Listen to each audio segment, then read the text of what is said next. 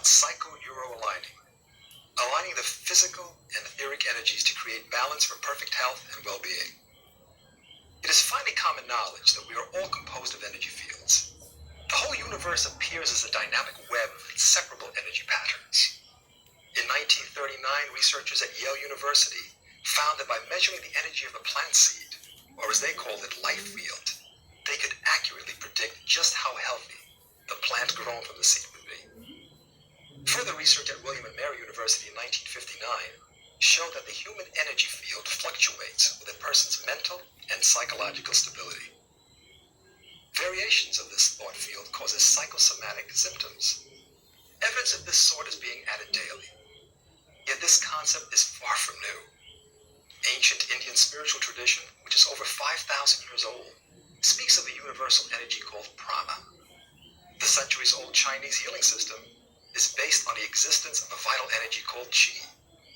This so-called qi contains two polar forces, the yin and the yang.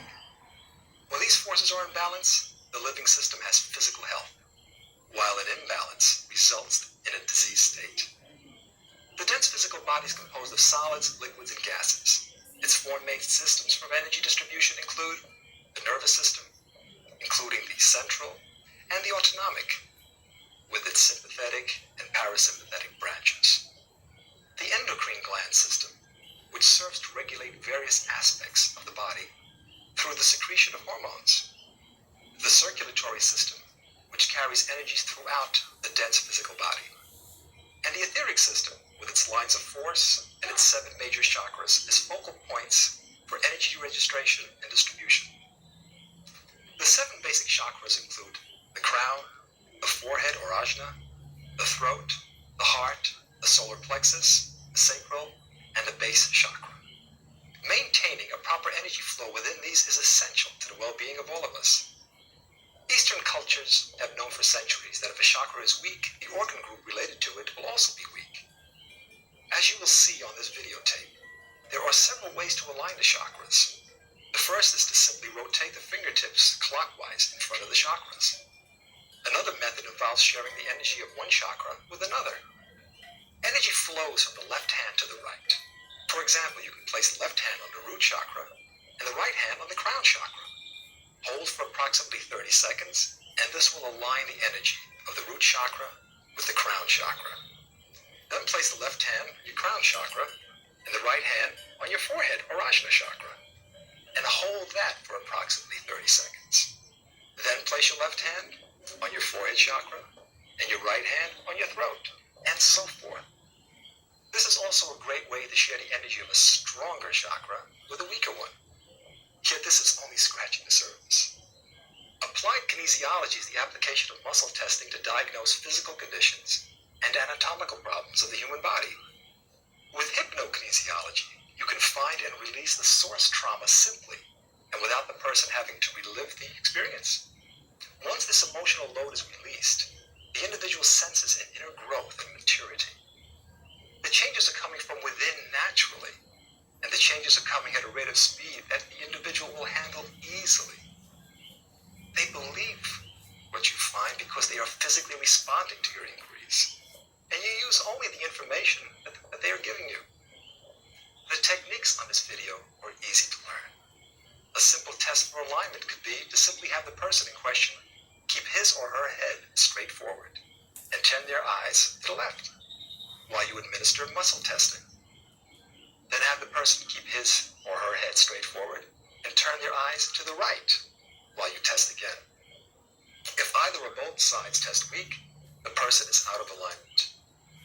You then apply a simple process to help align them. Dr. Anthony Cimino holds master's degrees in educational supervision and educational psychology, and doctorates in humanistic psychology and naturopathic medicine. With an extensive background in education, chiropractic, hypnosis, nutrition, energy management, acupressure, reflexology, soft tissue orthopedics, behavioral kinesiology, and neurolinguistic programming, he is truly a trainer's trainer. Let's join him now as he explains and demonstrates Psycho-Neuroaligning.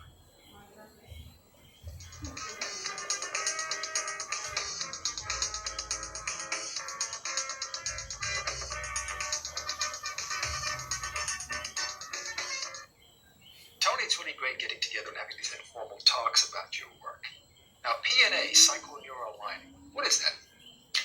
It's a fancy way of saying mind-body integration. And much more simply put, on occasion, our nervous system and our glandular systems,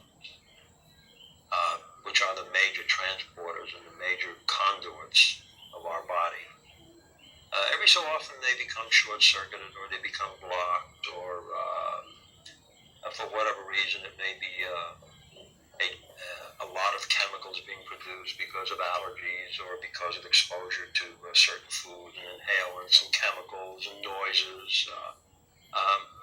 And the nervous system becomes kind of short-circuited. It's like looking at a light switch. When the nervous system is working comfortably and the endocrine system is working comfortably, that light switch is toward the up position. When it's down toward the off position, its effectiveness is diminished. So by incorporating and introducing certain exercises, we are able to build or generate more of a chemical which helps us to become more comfortable. And thereby we align the nervous system. How often does this light switch, or like a light switch, go in the off position? How often does that happen? It can happen on a daily basis. It may happen every half hour or every 6 hours, and depending on what the person is exposed to and what their tolerance level is like. So certain people are more prone to this than others. Primarily because of their inability to ward off these what we call allergens or these invaders of the body, and it may be also noise, it may be a television set, it may be an airplane. So is this so-called switch related to the immune system of the human being? Very, very definitely. It's very well put. And, the immune system is actually very closely related to the nervous system and the endocrine system. So this stimulates these two systems, or other systems also accordingly? Well, it's all stimulated by many exogenous or outside forces. It may be food, it may be, again, inhalants, maybe chemicals, maybe noises, even people. We're sometimes allergic to people, and quite often, as a matter of fact. So that this then causes these two systems to be diminished in effectiveness. Now, once the so-called switch is put in the on position, let's say through aligning the nervous system, how long does it stay in the on position? It depends on the person. It depends on their exposure to these outside forces, and it depends on how often they do the exercises which assist them in realigning the system. So after they work with you, they can go home or wherever they are and do these exercises themselves, or similar That's exercises? correct, but it's essential that they re-examine, or you as the person who's initiated this process, re-examine them on a regular basis to make certain that they are doing these exercises. A lot of us have a tendency to find that other things are more important. And these are so simple that we just neglect them, and as a result, we become uncomfortable. That's in the case of many other things that are so important. And as you so well put it, it's like, when you go to see the person you're working with, call that person a therapist or somebody who helped you to heal yourself. It's like a tune-up. It's like tuning up a car. Well, great. Okay, we brought somebody down today, Cindy, who's going to act as a person who you can work with, demonstrate some of these wonderful techniques. She's agreed to work with you. Okay, great. Very good.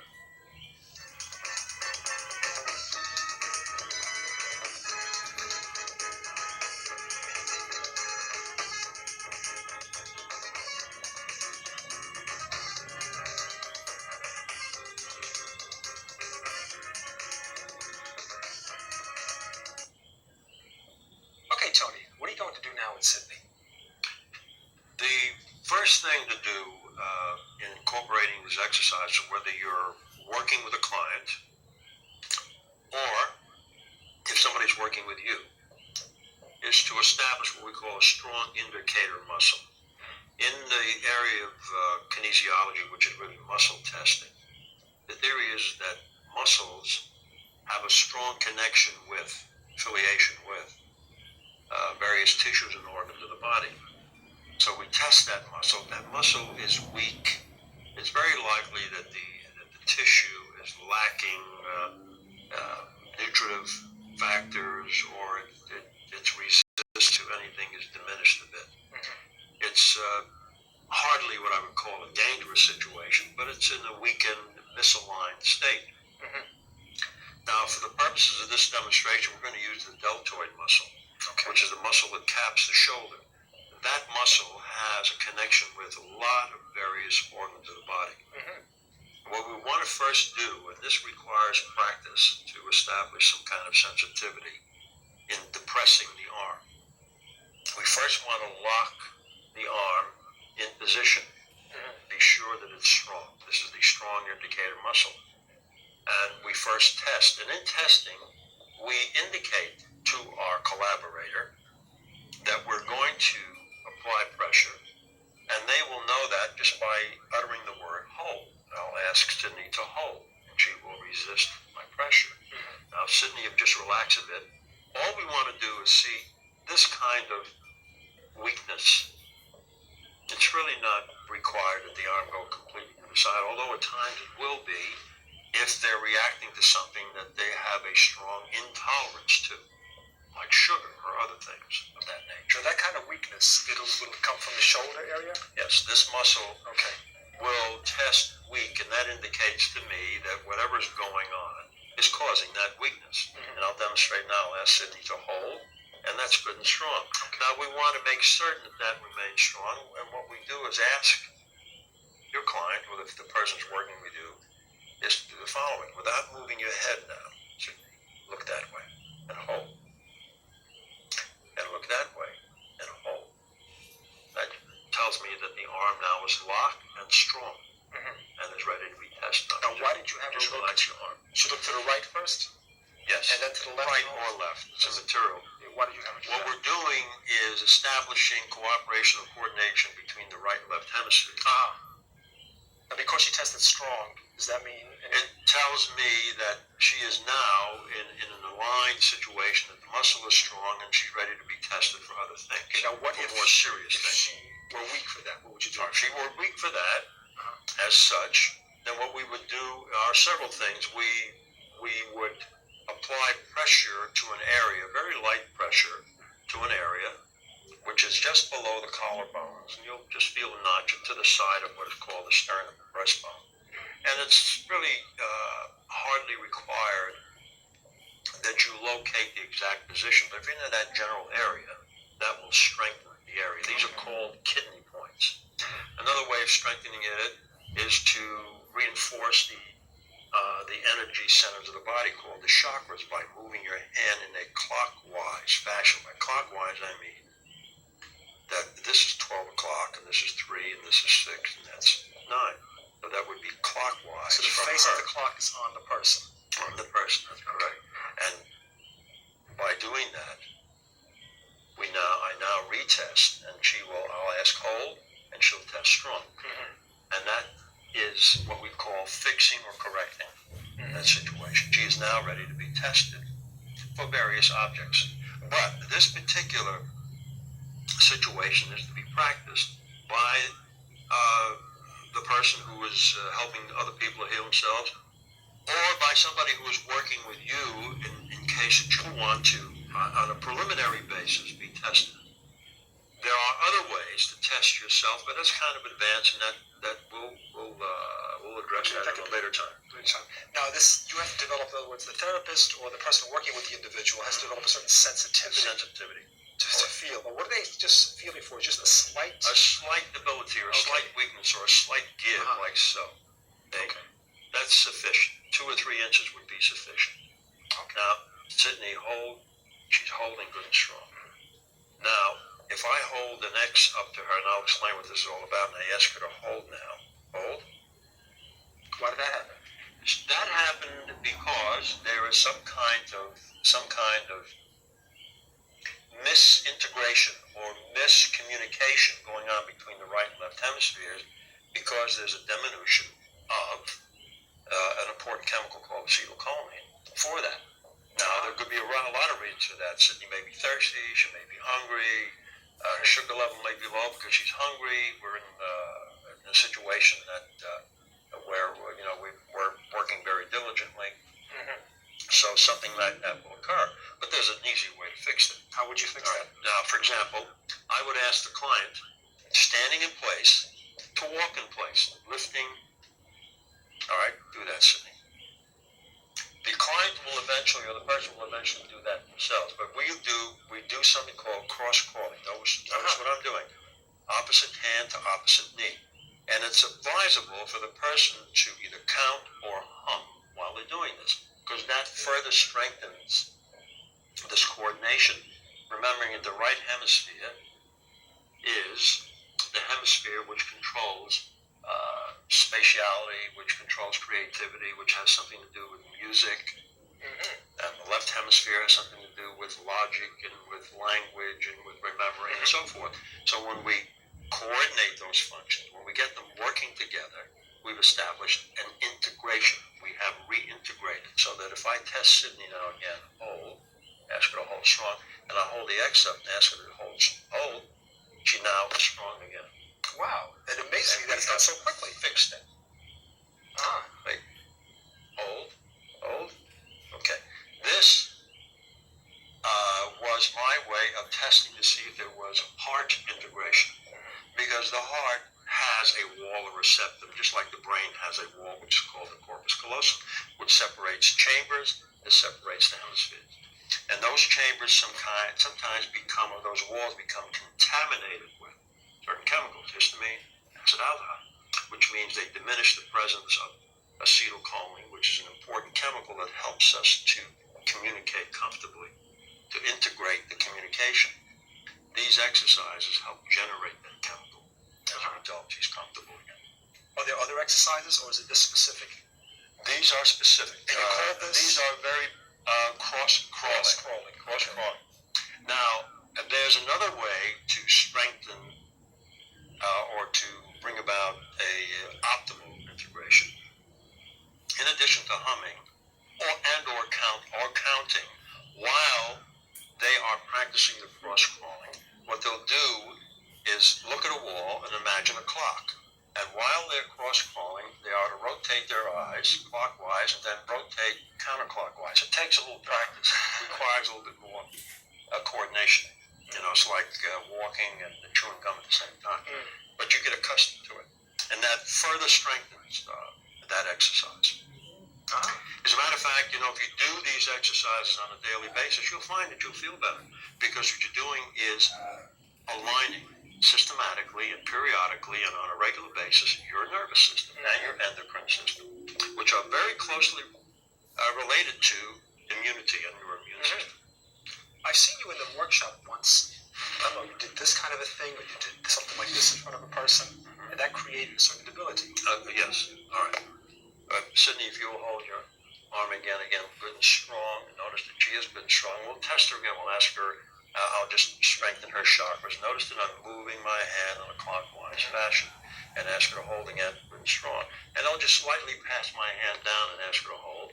And she has exhibited a weakness. She actually felt that weakness. That quickly. Okay. What's happening is that we're cutting through her aura, which is her electromagnetic protection or electromagnetic wall. And we're creating an opening. What we're also doing is moving energy in the yang or antagonistic way. By moving down? By moving down. So that is a weakening movement. Again, holding good and strong. Well, let's strengthen her now. Strong. And I just very lightly move my hand down, and she shows. That's okay. Right? Now, holding again good and strong, we strengthen it just by making a figure 8, as I'm doing here. Hold. Strong again. And now she's weak again. Now, what happens if you're walking down the street and somebody looks at you and says hi, and you wave and go like this? This would weaken you. It would. It's like we should be walking around all day going like this. Well, do that. You can also tap your thymus. Show you. Hold good and wrong? Let's see. All right. Percussion thymus. Let's see if this works. Hold. What's wrong? Is that Why? The thymus is the overseer of the immune system. When we move into a down pattern, what we're doing is depressing the thymus of the immune system. You see, for example, it's possible for me to ask Sydney now to hold good and strong, and I'll ask her to place her tongue behind her upper teeth. Can you do that? And hold. Okay, now place your tongue behind your lower teeth. And hold. And there's a difference, okay? Boy, what's happening? Now I'll ask you to frown. Hold. Now smile. Hold. Difference. Now when we place our tongue behind our upper teeth, we're creating a smiling characteristic, a smiling personage. Tongues behind lower teeth is a frowning personage. When we frown, the immune system frowns. When we smile, the immune system smiles. So somebody's sick, and they're frowning about being sick and being really upset about it even more, so they're just getting worse? That's correct. And what we do is massage the thymus gland. And we do figure eights. And we ask them to place their tongue behind their upper teeth. Now, when the primates were, let's say, banging their chests and things like that, was that similar to this? What they were doing was reactivating or reawakening their thymus gland. You know, they are born with very large thymuses. When we reach the age of 14 or so, the thymus begins to shrink and becomes dormant. So it behooves us to reactivate it. We do that by percussing it, by using a lot of the antioxidants, vitamin C, vitamin A, vitamin E, things like selenium, things like zinc, things like cysteine, glutathione. There are a whole series of very strong antioxidants which bolster the immune system. And it makes sense because the immune system is producing those white blood cells which protect us, those T cells. They're called T cells because they're produced by the thymus gland. I guess the thing to do is to take your antioxidants and walk around all day going like this. Yes. As a matter of fact, I used to tell people that there's such a thing as auricular acupuncture. Because you look at the ear, you're looking at kind of an upside down fetus. The head, the torso, and the extremity. Okay? Now, there's a very popular exercise which will help reduce the appetite, and it's just massaging the earlobe. Because by massaging the earlobe, we establish a connection between these nerve endings and the hypothalamus, wherein which is the epicenter, which controls our appetite. So if we're hungry and we have an appetite by massaging this, what we're doing is turning the apostat or switch down toward the off position, and will remain in a state of satiety or without hunger until we have something to eat. And now let's say that you walk into a restaurant, say, and you're feeling a little bit out of sorts. Of course, what you do to bring yourself back into sorts is to have your thymus gland. It's a 45-minute wait at the table, and you're hungry, and you're out of sorts. So in order to get attention and to relax you, what you do is this. You get all kinds of attention to reduce your appetite and get yourself back into sorts. Tony, that's wonderful. Why don't we close down this segment, and perhaps we can set up for the next segment. Sure. That was great. Thank you, Sydney.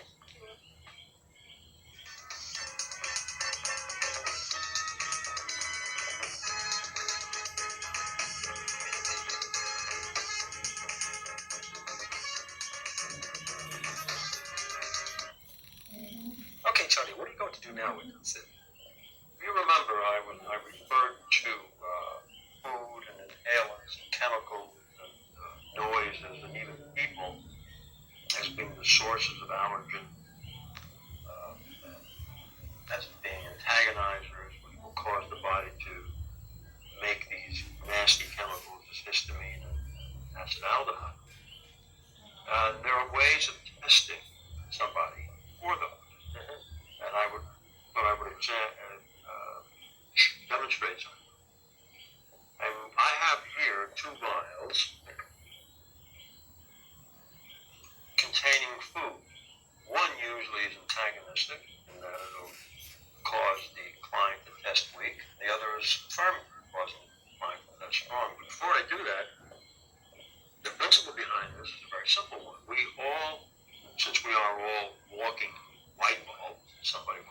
we're all frozen light.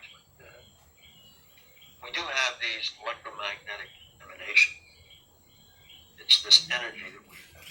And whenever we come in close proximity to something that is in conflict, that is, that energy is in conflict with the energy which we are in, we will react to it by testing we. Now, antagonistic foods will do that, inhalants will do that, chemicals will do that, a lot of noise, television set, even musical rhythm will do that. And I'd like to do that right now, show you by taking a 3/4 beat, which is usually a waltz beat, it's even rock and roll. One you will test strong to, the other you will test weak to. And I'll demonstrate. Okay, go ahead. Again, we'll test Sydney's arm for strength. This is the strong indicator muscle, the deltoid. Please hold. Then let's just double check that by having her align herself before test. Place your tongue behind your upper knee. Hold. Strengthen her chakra. And what I'll do now is give her a waltz beat, which is the emphasis on the first beat of the three. I'll ask you to hold. Okay. Now I'll take that and put the emphasis on the last beat and do something like this. Hold. Wow. And you'll notice that the difference, you see. So the body's reacting to the affirmity of it and the antagonism. One is causing us to test strong. That'll give you a message. Go out and dance and do some waltzing. Dance and waltz. Right, going through discos and boogieing. All right. Now, so that what we have a way of protecting against that, we have our thymuses, we rotate our chakras in a clockwise fashion, and do our close crawling exercises. You know, nobody wants to know what we're doing. Tell them we're practicing a new dance step. Yeah, well, that's it. Today's dances, you can get away with that, I guess. So I have 2 miles here, and I'll ask George to choose one. Okay, take this one. And what we'll do is, there are some strategic places on the body. The more strategic one is here, just below the navel, at what we call the triple warmer area. This is the area where the base chakra is, the chakra of reproduction, the chakra about what life is all about, reproduction and the propagation of the species, all right? Perpetuation. So I'll ask Cindy to test strong. And what you want to remember about this is that we're going to place this in strategic parts of the body, just below the navel, the liver, pancreas, and the spleen. Thymus, of course, is very important in the 2 hemispheres. And we want to see what her reaction is. Hold. Now let's place it here and ask her to hold. Hold. Hold. You know, it's a kind of sympathy, huh? Yeah. Hold. She looks very surprised. Now, let's just open this and see what's in here. What is it? Sugar. Oh, wow. It's cane sugar, I guess. Cane sugar, pure sugar. What you find on these tables, we find sugar. This is sucrose. It's what they call an empty calorie because it occupies important space in the stomach. It uses up vitamins and minerals and other important nutrients in digestion, and it gives little, if anything, back. So it's kind of a thing. So it's not surprising then. It's not surprising. So it is actually it's distressing food. What does distress do? It raises cholesterol. That's why sugar aligns formation. Very well. Sugar will raise cholesterol. Even fructose, sugar found in fruit, will raise cholesterol. Okay. It's time to hold after hold. You notice the difference? Huh? Okay, and now we test the hemispheres, of course, because why is it important to test the hemisphere? Especially those people involved in hypnosis or in body integration. You know. The brain is probably the most poorly nourished organ in our body. And some people even refer to the gland because it contains so many important pineal, the hypothalamus, the pituitary. So why it's important to test the brain for these foods, for food sensitivity, because it's going to affect your work no matter what you're doing. Let's see what this is.